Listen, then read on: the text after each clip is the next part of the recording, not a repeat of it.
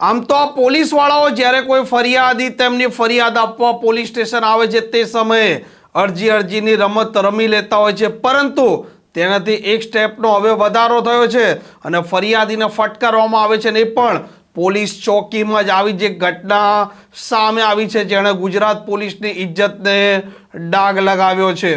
વૈષ્ણવજન તો તેને કહીએ જે પીડ પરાઈ જાનાને રે। નમસ્કાર, આપ જોઈ રહ્યા છો નવજીવન ન્યૂઝ અને હું છું આપની સાથે તોફિક ગાંચી। ગુજરાતની જે પોલીસ છે તેમાં રહેલા આ થાણા અમલદારો તે ગુનાઓના બર્કિંગ અને મિનિમાઇઝ માટે જાણીતા છે। કોઈ ફરિયાદી એટલે કે પીડિત જ્યારે પોલીસ સ્ટેશન પહોંચે છે તે સમયે આ પોલીસવાળાઓ અરજીની રમત રમી લેતા હોય છે ને એફઆઈઆર નોંધતા જ નથી। ચોરી હોય, સામાન્ય મારામારી હોય કે આવી નાની ઘટના હોય તેમાં પોલીસવાળા અરજીઓ જ મોટા ભાગે લેતા હોય છે।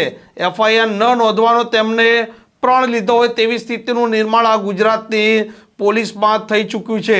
આણંદની ગામડી પોલીસ ચોકીમાં એક ઘટના સામે આવી છે જેમાં પીડિત અશોક ચૌહાણ તેમના ભાઈને કોઈ ટેમ્પો વાળો ટક્કર મારે છે અને તેની ફરિયાદ કરવા માટે આણંદ સિટીમાં જ આ ગામડી પોલીસ ચોકી છે ત્યાં તે પહોંચે છે। તે સમયે આ પોલીસવાળા તેમની ફરિયાદ નોંધવાના બદલે તેમને ફટકારે છે ને તેમને ફટકારતો આ વિડીયો હાલ સોશિયલ મીડિયામાં વાયરલ થઈ રહ્યો છે। આ ગામડી પોલીસ ચોકીના પોલીસવાળાએ અશોક ચૌહાણને એવા ફટકાર્યા કે તેમને કાનના ભાગે ગંભીર ઈજા થઈ અને આણંદની જે પ્રાથમિક સરકારી હોસ્પિટલ હતી ત્યાં તેમને લઈ જવામાં આવ્યા, પરંતુ ત્યાં સ્થાનિક જે ડોક્ટર સહદેવ હતા તેમણે તેમને વધુ સારવાર માટે વડોદરાની એસએસસી હોસ્પિટલમાં ટ્રાન્સફર કરી દીધા છે।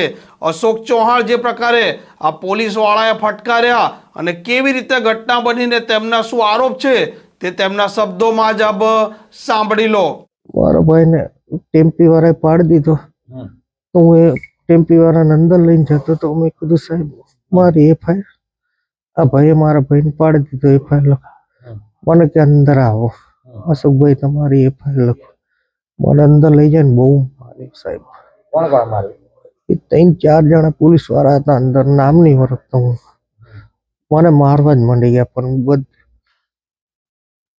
હું પડી ગયો એકદમ બહાર આવીને, બધા મને ઉઠાઈને લઈ ગયા ફરિયાવાળા બહાર। આ જે પીડિત છે અશોક ચૌહાણ તે ફક્ત પોલીસ સ્ટેશન તેમની ફરિયાદ નોંધાવા ગયા હતા। તે ફરિયાદ તો હજી સુધી નથી નોંધાઈ, પરંતુ તેમને આ પોલીસવાળાએ ફટકારી દીધા છે। તેમની દીકરી રિયા ચૌહાણ જે આ ઘટનાના સમયે હાજર હતી તે માધ્યમો સાથે વાત કરતા આરોપ લગાવે છે કે આ પોલીસવાળા દારૂના નશામાં હતા।